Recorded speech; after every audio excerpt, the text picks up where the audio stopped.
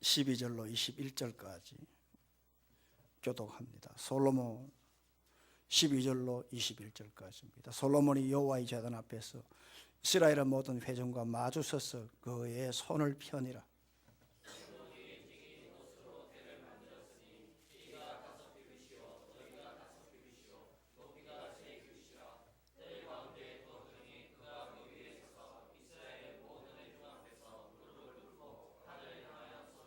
이르되 이스라엘의 하나님 여호와여, 천지의 주와 같은 신이 없나이다. 주께서는 온 마음으로 주 앞에서 행하는 주의 종들에게 언약을 지키시고 은혜를 베푸시나이다.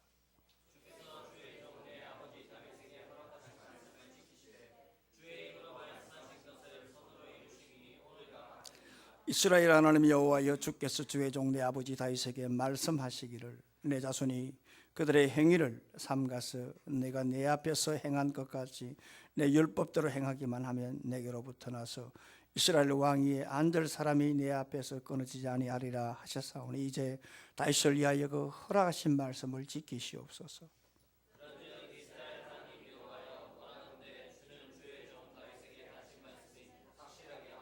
하나님이 참으로 사람과 함께 땅에 계시리까 보소서. 하늘과 하늘들의 하늘이라도 주를 용납하지 못하겠거든 하물며 내가 건축한 이 성전이오리이까.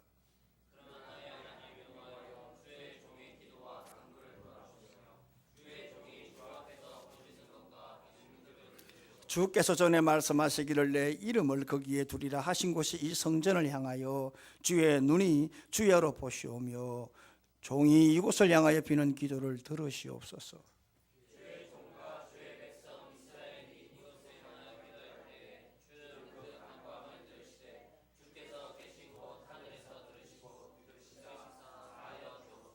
아멘.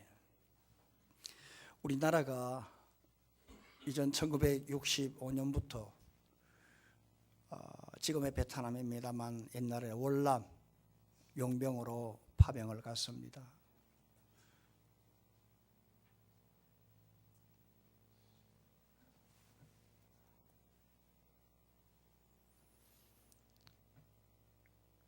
그 파병을 갔을 때에 우리가 그 베트남 사람들에게 많은 아픔을 주었습니다만 이번 이 베트남의 한국 사람들에게 이미지를 완전히 불식시킨, 완전히 뒤집어놓은 한 사람이 있었습니다. 바로 박항서 감독입니다.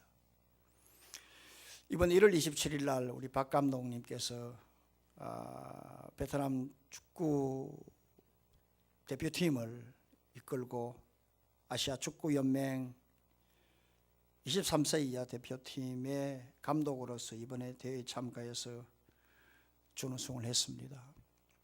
베트남이 완전 발칵 뒤집어졌습니다. 하노이에 있는 저 지인의 딸이 지금 거기에 살고 있습니다. 얘기를 들어보니까 3일 동안 축제가 벌어졌다고 합니다. 얼마나 대단했으면 완전 베트남이 완전히 발칵 뒤집어졌다고 합니다. 그래서 지금 박항서 감독을 베트남의 히딩크다, 베트남의 영웅이다, 그렇게 치하를 하고 베트남 정부에서는 뛰어난 업적을 세운 사람들에게 주는 노동훈장 가운데서도 3급 가장 높은 노동훈장을 이렇게 수여했습니다. 그렇지만 이 박항서 감독이 한국을 떠날 때는 정말로 한심했습니다. 상무를 맡고 이브리그에서 챌린지에서 일부 성격을 시켰습니다만 감독 연장 계약 불가 통보를 받았습니다. 그리고 전국 프로팀의 감독으로 가기로 됐습니다만 계약 직전에 그만 무산되고 말았습니다. 그리고 실업자로 야인 생활 1년을 하면서 소외계층 아이들을 가르치다가 그리고 3부 리그 창원시청 감독으로 있었습니다. 사람들의 기억 속에 박항서라는 이름이 잊혀지게 되어졌습니다. 그때에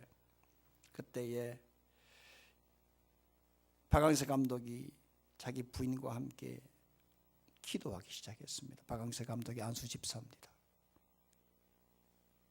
자기의 부인 이름이 최상하 권사님이신데 부인과 함께 기도하기 시작했습니다. 하나님, 새로운 길로 인도해 주십시오.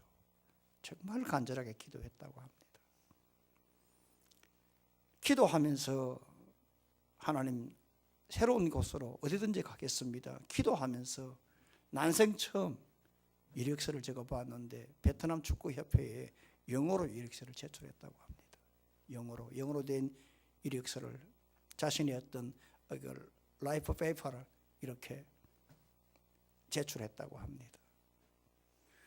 그리고 난 다음에 결국 이번에 참 정말로 한국인의 어떤 자부심을 가질 수 있는 대박 중에 대박을 쳤던 사건을 우리는 다 알고 있습니다. 이 박항석 감독님의 부부는 그를 영적으로 지도하고 있는 목사님의 얘기입니다. 그렇게 하나님 앞에 의지를 한다고 합니다. 늘 기도한다고 합니다. 이분들은 그냥 데살로니가 전서 5장 17절의 말씀을 그냥 달고 다닌다고 합니다.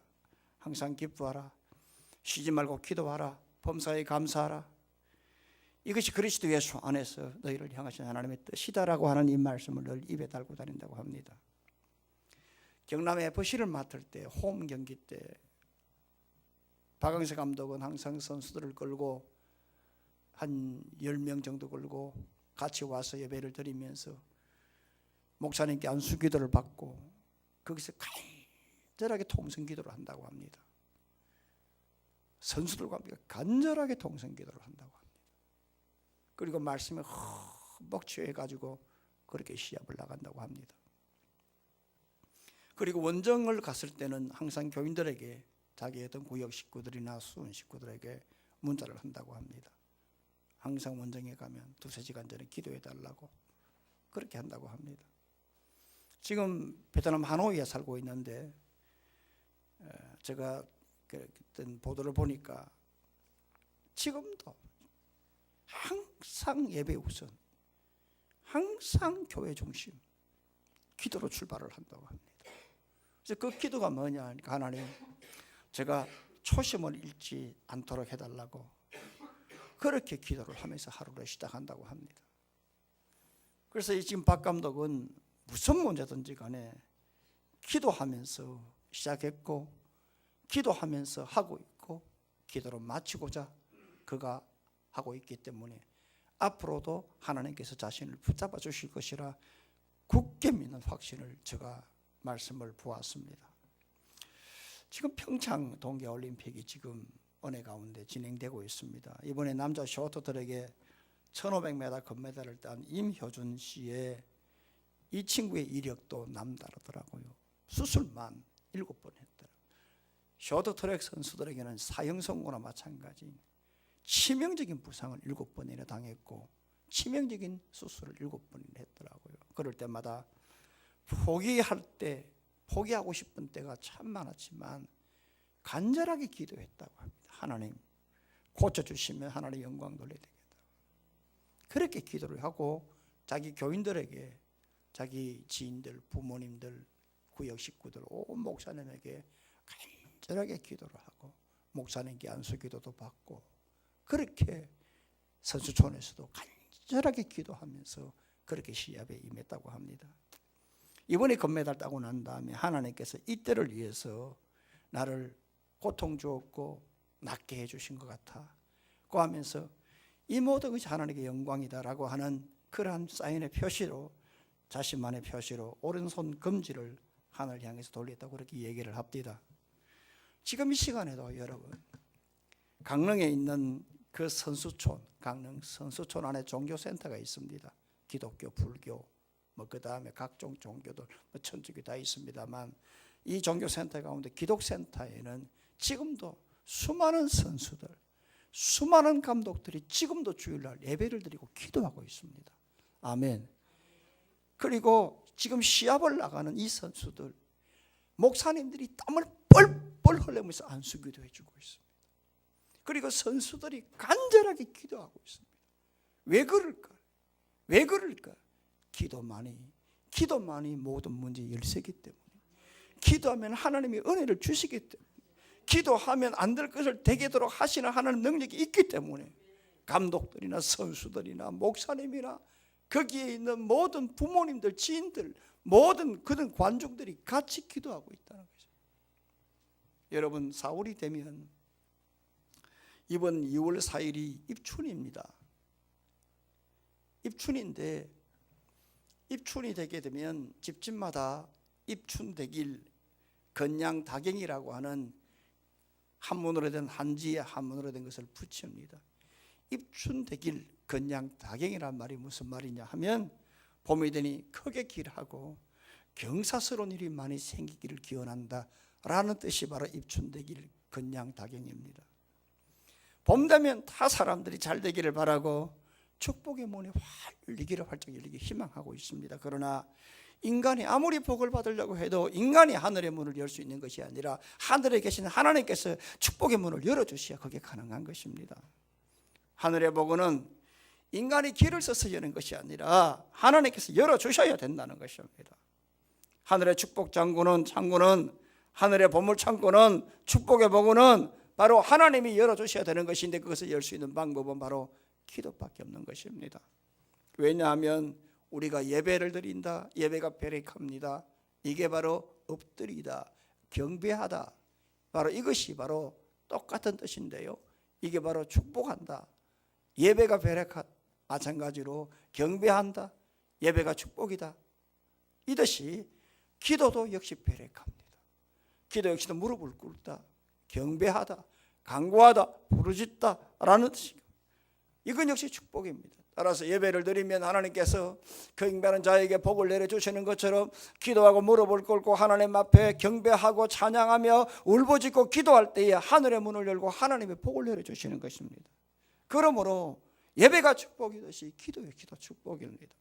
마태복음 7장 7절로 11절의 말씀을 여러분들이 잘 기억을 하실 것인데, 구하라 그리하면 너희에게 주실 것이요, 찾으라 그리하면 찾을 것이요, 문을 두드리라 그리하면 너희에게 열릴 것이니 구하는 이마다 받을 것이요, 찾는 이는 찾아낼 것이요, 두드리는 이에게는 열릴 것이라. 너희가 악할지라도 악한 애비라도 부모라도 좋은 것으로 자식들에게 줄 알고 하물며 하늘에 계신 너희 아버지께서 구하는 자에게, 기도하는 자에게 좋은 것을 주시지 않겠느냐고 말씀합니다. 그러므로 기도는 하늘의 복을 받는 길이요, 하늘의 축복의 문을, 축복의 창구를 여는 열쇠라는 사실을 우리는 알아야 합니다. 기도만이 축복의 창구를 여는 마스터 키라, 만능 열쇠라는 것입니다. 이런 말이 있습니다. 웅변은 은이다, 침묵은 금이다, 그러나 기도는 다이아몬드다 했습니다. 웅변은 은이다, 침묵은 금이다, 그러나 기도는 다이아몬드다 했습니다. 저는 오늘로서 역대하 축복 시리즈 5주를 마치고자 합니다. 예배의 축복의 열쇠, 말씀의 축복의 열쇠, 은혜의 축복의 열쇠, 헌신의 축복의 열쇠, 오늘은 기도의 축복의 열쇠. 여러분들이 이 한 해 이 5가지 열쇠를 가지고 정말로 하늘에 나를 위해서 예배하신 축복의 창구를 다 열어 제끼고, 마지막으로 기도로 나를 위해서 예배하신 축복의 복을 다 열어 제껴서 복을 받고 복을 소유하고 누리며 이 한 해 살아가시는 우리 하늘의 교인들 되기를 주님의 이름으로 축원합니다. 그러면 우리 모두가 다 축복의 창구를 열려면 제일 먼저 내 자신을 부인하고 간절하게 기도하십시오. 내 자신을 부인하고 간절하게 기도하시라 이 말입니다. 12절로 13절, 자, 다 같이 읽습니다. 시작. 솔로몬이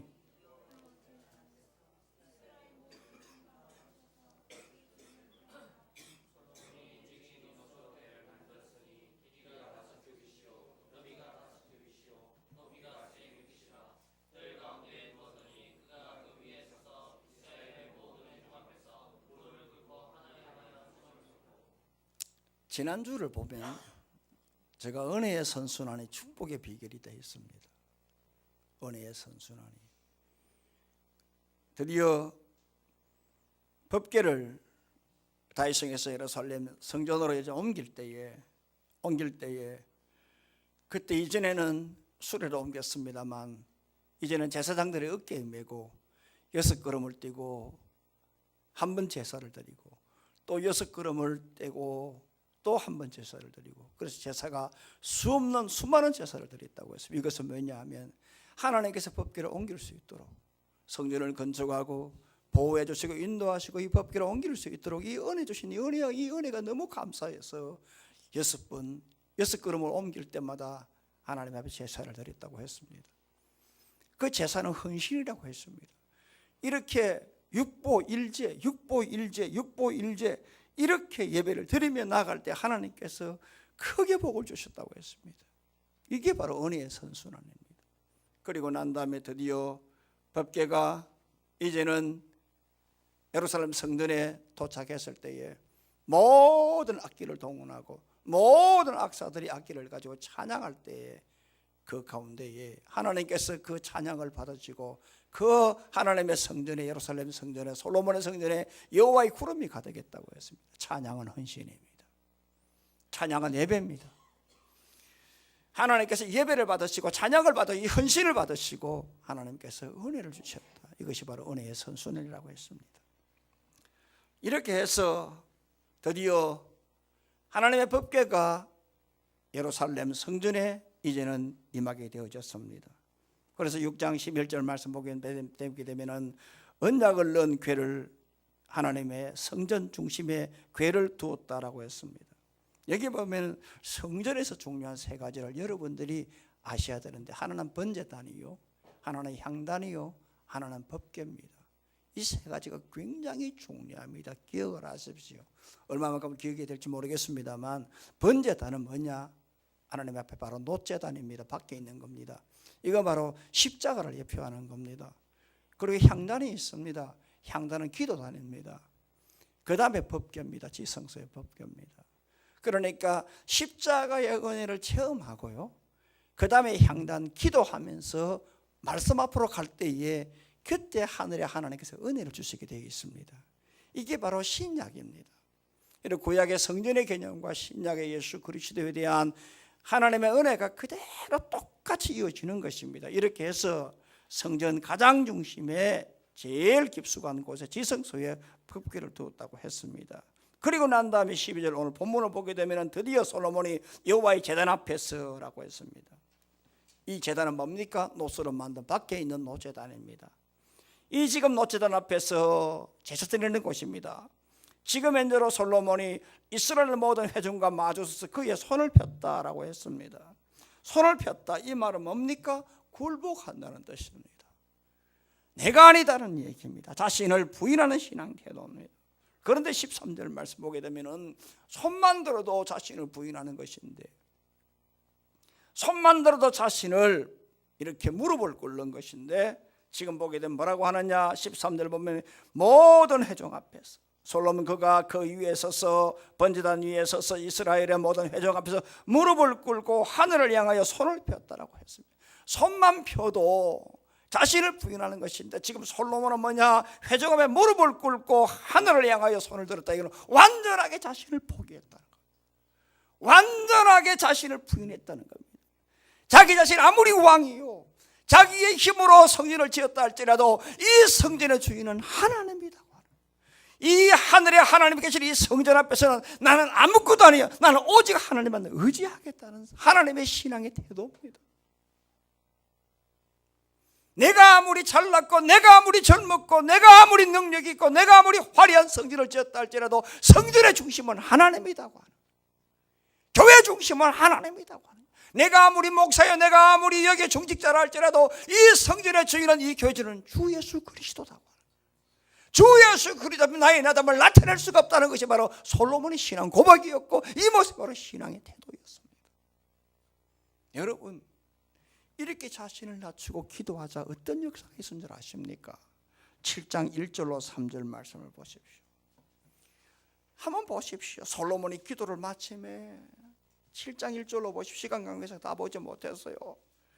7장 1절로 3절 보십시오. 솔로몬이 기도를 마침에 불이 하늘에서 내려왔습니다.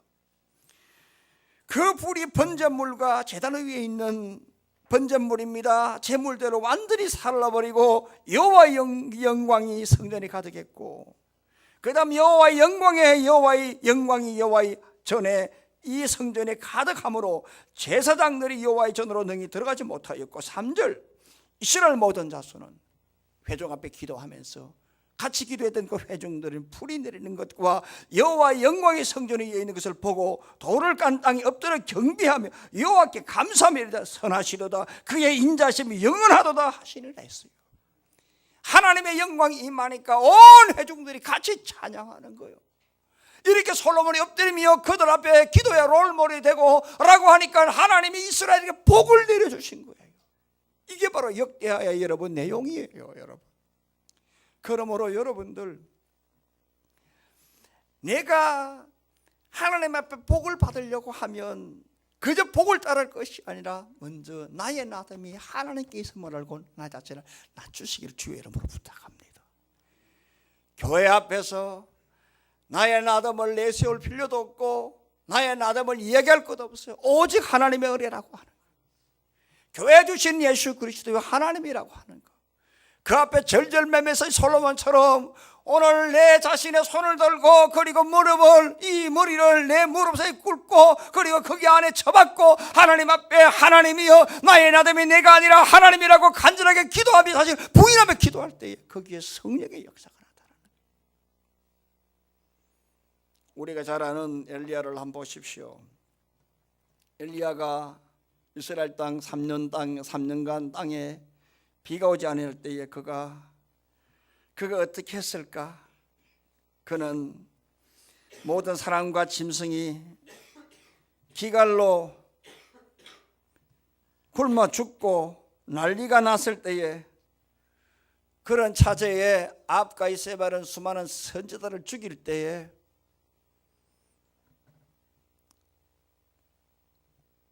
엘리야는 갈멜산에 올라가 땅에 엎드려서 그 얼굴을 무릎 사이에 넣고 그가 7번이나 기도했습니다. 하나님, 이 땅을 살려줄 주인은 아합이 아닙니다. 이 땅의 주인은 하나님입니다. 왜 이 땅이라고 했을까요? 이스라엘은 나라 땅 자체가 교회이기 때문에 그렇습니다. 아멘. 대표성입니다. 이스라엘은 성전국가입니다. 신정국가입니다. 하나님, 이 땅을 통치하실 분은 하나님밖에 없습니다. 아합이 아니라 하나님이십니다. 하나님이요, 이 백성들이 지금 아합 때문에 지금 완전히 초토화되어졌습니다. 하나님, 도와달라고 그 얼굴을 무릎 사이에 넣고 7번이라 자신을 완전하게 깔아뭉개고 부인하며 기도했을 때 큰 비가 내렸습니다. 우리는 한나를 잘 알고 있습니다.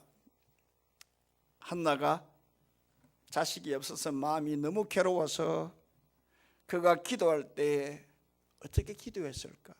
미친 듯이 기도했습니다. 하나님이 자식을 안 주면 주실 분이 없어요. 통곡하며 기도했다고 했어요. 간절하게 기도했다고 했어요.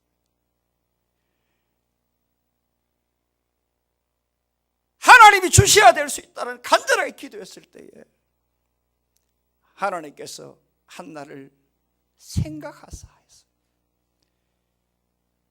사무엘상 1장 19절 말씀 보게 되면은 한나가 이렇게 자신을 내려놓고 완전하게 그렇게 간절하게 미친 듯이 기도했을 때에 여호와께서 그를 생각했다. 이 생각하다, 이 말이 바로 자카르다. 이건 기억하다는 거죠. 이 장에 넘어가면 여호와께서 그를 한나를 돌보시사라고. 그 돌보다 이 말이 무슨 말이냐 하면 바로 파카드인데 이게 방문했다는 거예요. 기억하시고 방문했다. 다시 돌아보았다. 다시 찾아갔다. 결국 하나님께서 그에게 은혜를 주시고 사무엘이라고 하는 큰 복을 내주신 것이에요. 신방이 왜 중요한 줄 아세요? 신방이 바로 이 돌보다 뜻이에요. 방문하다 뜻이에요. 하나님이 방문하는 거예요. 주의 사자가 말씀을 들고 방문할 때에 거기에 하나님이 방문하는 거예요. 아멘. 그래서 하나님이 그 방문한 그 가정에게 복을 주시는 거예요. 그래서 제가 여러분들의 신방을 경건하게 준비를 해라, 그 뜻이 있습니다. 여러분, 한나가 미친 듯이 생명의 주인은 하나님이라고, 자식의 은혜는 하나님이 주셔야 된다고 간절하게 미친 듯 자신을 내려놓고 기도했을 때 하나님이 그를 생각하시고 돌보아 주셨다. 그러므로 여러분들의 가정에, 또 여러분들의 어떤 환경에 대변화가 일어나려고 하면 절대로 여러분, 저부터 마찬가지입니다. 나를 내세울 이유도 없고 나를 앞세울 이유도 없고 앞서가시는 하나님을 따라가면서 나를 낮추시고 간절하게 미친 듯이 기도하기를 주의 이름으로 축원합니다. 우리나라가 일제 치하에 있을 때에, 그때 평양은 동방의 예루살렘이라고 했습니다. 1907년도 평양에서 그때 장대현교회에서 말씀 사경회가 있었는데, 그 당시는 구한말이라 우리나라가 일본이나 또한 이 열강에 완전히 둘러싸여가지고 우리나라가 굉장히 어려움이 많을 때입니다. 그래서 우리나라가 고종이 러시아 공간으로 때로는 이렇게 피난도 가고 했죠. 그걸 아간 파천이라고 그러는데, 실제로는 아관 파천이 아니라 아관 망명이라고 해야 그게 맞습니다. 일본 사람이 파천으로 기록을 했습니다만 그건 파천이 아니에요. 망명이에요. 고종이 이렇게 가마에 타고 밤에 몰래 러시아 공간으로 망명 갔지 않습니까? 그리고 일본 사람 손을, 그 당시입니다. 그렇게 아간 망명이 있을 바로 그런 자제에 평양에서는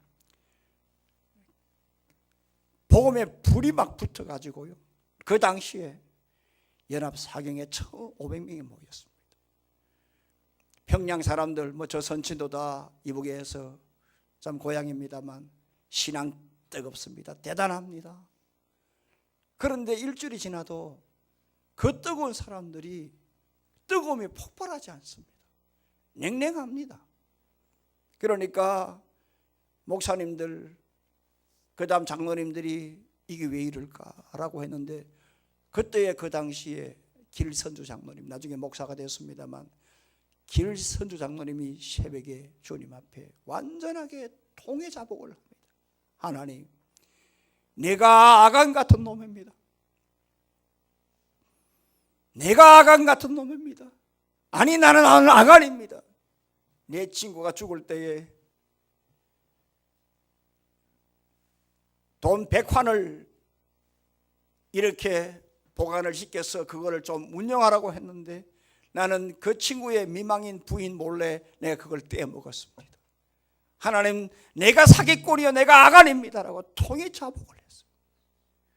그 통회자복을 할 때에 그때부터 이구석 저구석에서 통회자복하는 그러한 회개의 곡성 소리가 터지기 시작했고, 그 곡성의 소리가 결국 연합 사경회를 완전히 뒤집어 놓았고, 그것이 평양 땅을 완전히 뒤집어 놓았고, 그래서 평양에 있는 모든 기생집도 완전히 문을 닫고 기생들이 예수를 믿고 복음을 듣고 예수를 믿는 그런 역사가 나타났고, 주일날 제작거리의 상가가 완전히 절시가 되고, 그리고 모든 그 불길이 전국 방방곡곡으로 번져서 한국의 성령의 불도가니에 그 도화집이 된 것이 바로 길선주 장로의 나는 아간이다는 그 기도로 시작된 것입니다.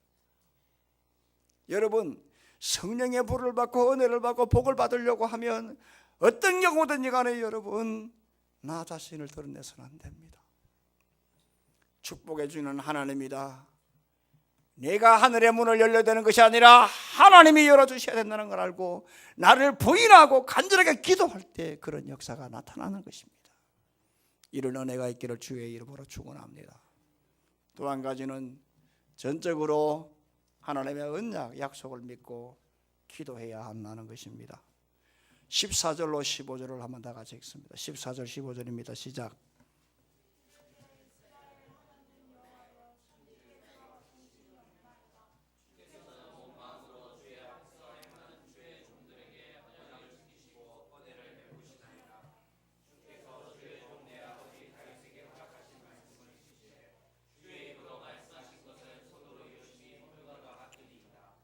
여기 보면 주께서 13절 보면 뭐라고 하느냐, 14절 보면 주께서는 온 마음으로 주 앞에서 행하는 주의 종들의 언약을 지키시고 은혜를 베푼다고 했습니다. 여기 온 마음이다 이 말은 전심으로 이 말입니다. 전적으로 마음과 뜻을 다하여서 이 말입니다. 그 다음에 주 앞에 행한다 이 말은 뭡니까? 주 앞에서 행한다, 하나님을 절대적으로 믿는다, 신뢰한다는 뜻입니다. 절대적으로 신뢰한다는 것입니다. 그 다음에 언약을 지키시고 했습니다. 이건 뭡니까? 언약한 대로 하나님이 이루어지도록 체험케 하신다는 뜻입니다. 그리고 난 다음에 은혜를 베푸신다는 것입니다. 이걸 한마디로 말하면 전적으로 하나님의 언약 말씀을 신뢰하며 기도할 때에 기도하는 종들에게 하나님께서는 은혜를 베풀어 주신다고 하는 겁니다. 한마디로 요약을 하면 내가 전적으로 전심과 마음을 뜻을 다하여 하나님 말씀을 주 앞에 행하는 하나님의 말씀을 신뢰하고 그리고 기도할 때에 하나님께서는 은혜를 베풀어 주신다고 하는 거예요. 솔로몬이 지금 이 기도를 하고 있어요. 이 성전에서 절대적으로 전적으로 하나님의 말씀을 신뢰하고 엎드려 기도하는 종들에게 하나님의 은혜를 베풀어 주신다고 하는 거예요. 그래서 여러분, 하나님의 말씀을 믿고 간절하게 기도하는 이 기도가 얼마나 중요한지 몰라요. 너무너무 중요한 거예요. 민수기 20장 말씀을 보게 되면 광야에서 물이 없을 때 백성들이 하나님을 원망합니다. 모세 협박합니다. 그럴 때 모세가 너무 화가 나가지고 반석을 2번 깨트리자 물은 나왔습니다만 하나님께서 뭐라고 하느냐 하면 너는 가나안 땅에 들어올 수 없다고 했습니다. 민수기 20장 12절 말씀 보게 되면 기가 막힌 말씀이 나오는데 여호와께서 모세와 아론에게 이르시되 너희가 나를 믿지 아니하였기 때문이라고 했습니다. 모세가 믿지 아니했다? 이게 말이 안 되는 소리 같아요. 왜냐? 모세는 믿음의 사람이잖아요. 믿음으로 모세는 출애굽을 했고 믿음으로 홍해를 건넜고 믿음으로 광야를 건너갔고 믿음으로 기도해서 아말렉 군사를 깨뜨렸고 믿음으로 40년간 가나안 땅에서 가나안 땅 입구까지 왔지 않습니까? 그런데 믿음이 없다? 이건 말이 안 되는 것 같아요. 그런데 성경은 믿음을 믿지 아니했다라고 말씀을 합니다. 그것은 바로 뭐냐? 일순간 그런 믿음의 사람이랄지라도 그럼에도 불구하고 하나님 말씀을 믿지 않았기 때문에 오늘 그의 발걸음이 가나안 땅 입구에서 그만 멈춰지고 말았다고 말씀합니다. 전적으로 하나님 말씀, 내가 물을 내려 물 내는 사람은 하나님이라고 하는 거예요. 그런데 내가 물을 내려 앞서갔다고 하는 거예요. 하나님께서는 물을 명하여 물을 내라고 했는데 바위를 명하였는데 자기가 화가 나가지고 바위를 깨트렸다고 하는 거예요. 하나님은 명하라, 선포하라, 그런 물이 나올 것이다 했는데 그만 화가 나가지고 지팡이로 바위를 두들겼다고 하는 거예요. 철저하게 하나님을 신뢰하지 않았고 하나님 말씀을 믿지 않았다고 하는 거예요. 그러나 아브라함은 그렇지 않았습니다. 아브라함은 어떤 면에서 하나님의 약속을 굉장히 이용당했다, 하나님 말씀에 이용당했다, 속았다 라고 할 수 있을 정도로 하나님께서 아브라함에게 자식을 주겠다라고 했지만 25년이 지나더라도 자식이 나타나지 않았습니다. 생산이 안 됐습니다. 우리 같으면 벌써 속았을 것입니다. 벌써 난리가 났을 것입니다. 그러나 그럼에도 불구하고 아브라함은 바랄 수 없는 중에 하나님의 약속을 바라고 믿었다고 말씀을 합니다. 사랑하는 성도 여러분, 아브라함의 인생을 한번 보십시오. 얼마나 곡절이 많습니까? 가나안 땅 도착했습니다. 애굽에 내려갔습니다. 애굽에 내려갔습니다. 바로가 자기 부인을 탐했습니다. 그리고 빼앗겼습니다. 위자료 받았습니다. 자기 장막 들어와서 회개했고 후회했습니다. 여러분, 그것뿐만이 아닙니다. 하나님의 약속을 해줬습니다. 그런데 그럼에도 불구하고 자신은 소신을 얻어가지고 자식을 생산했습니다. 그게 바로 이스마엘입니다. 우리 같으면 그럼에도 불구하고 하나님이 자식을 준다 할 때 나는 죄 많은 사람입니까? 나 같은 사람 말하지 마세요. 나는 죄인입니다. 내 같은 사람 어떻게 하나님께 갑니까? 손을 잘잘 흔들었을 겁니다. 여러분, 그러나 자신이 아무리 죄인이요 허물이 많고 지난날에 시행착오가 있다 할지라도 하나님이 약속한 그 약속을 믿었다는 데 이것이 중요한 겁니다. 더 중요한 것은 하나님의 약속을 믿은 것뿐만 아니라 그 약속을 성취했다고 하는 것. 그게 바로 언약과 성취입니다, 여러분.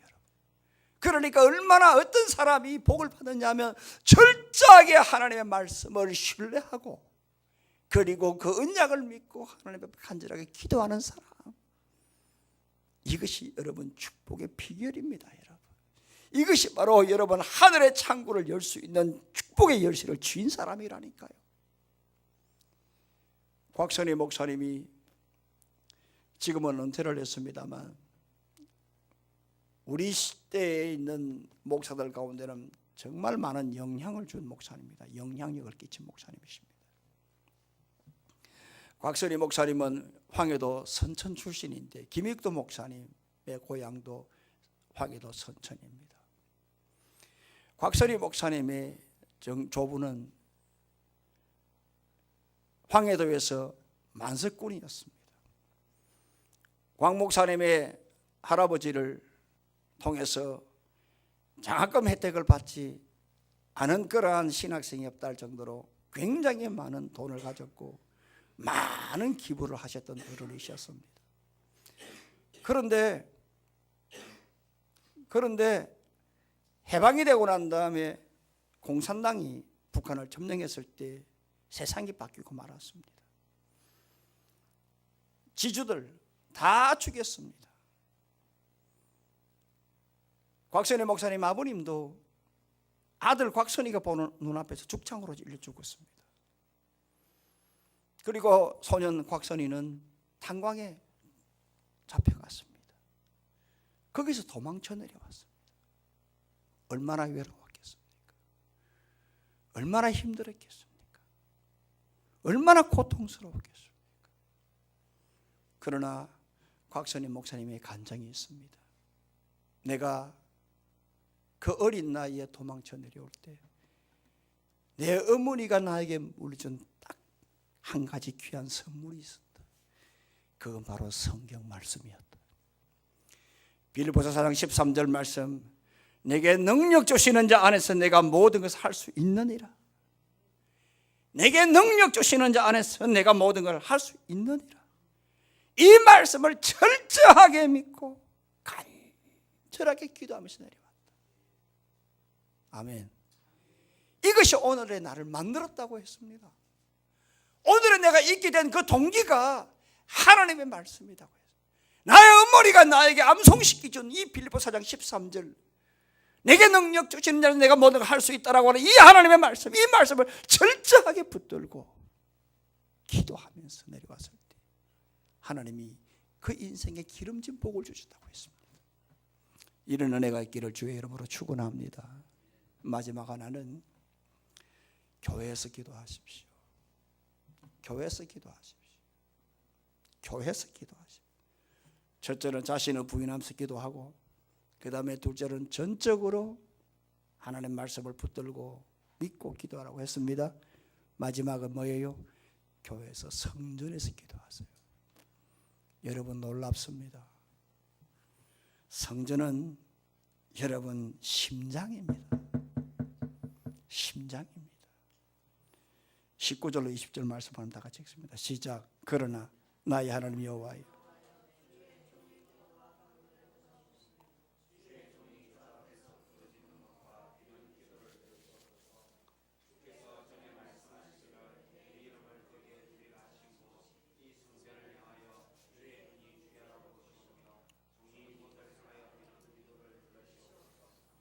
여러분 18절 말씀을 보십시오. 하나님, 내가 이 성전을 건축했습니다만, 이 건물이 사람 볼 때는 대단한지 모르겠습니다만 하나님의 그 광대하심에 비하면 아무것도 아니지 않습니까?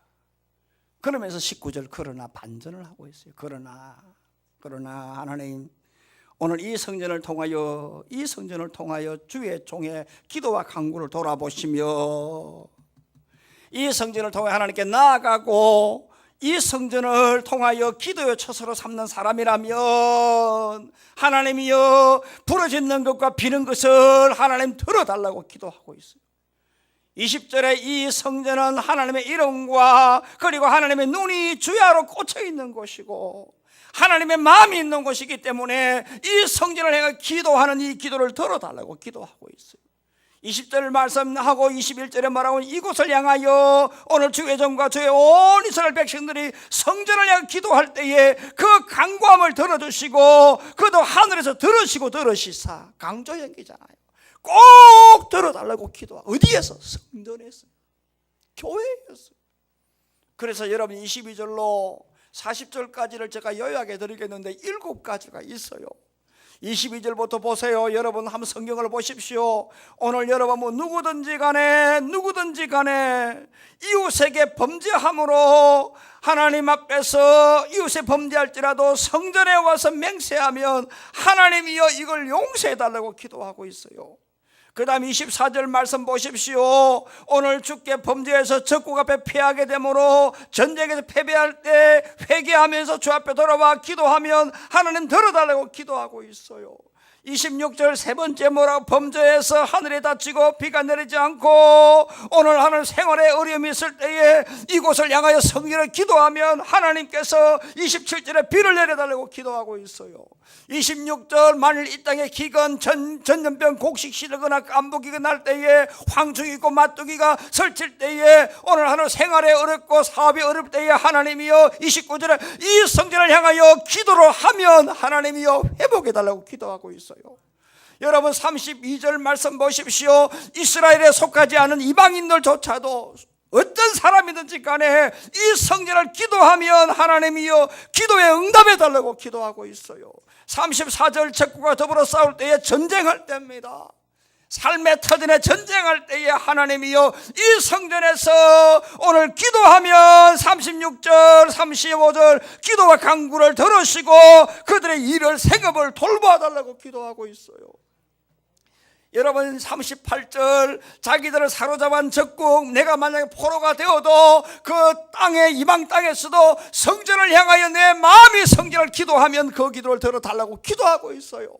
그러므로 여러분 한마디로 말하게 되면 뭐냐? 오늘 교회가 우리 생활의 중심이요 성공과 실패의 중심이요 번성과 축복의 중심이요 회복의 중심이요 재기의 중심이에요. 왜냐하면 성전은 중심이니까 그래요. 우리의 심장이니까 그래요. 죄송한 얘기지만 여러분 제가 새벽이나 주일 오후에 제가 성전에서 본당에서 기도하는 이유가 따로 있습니다.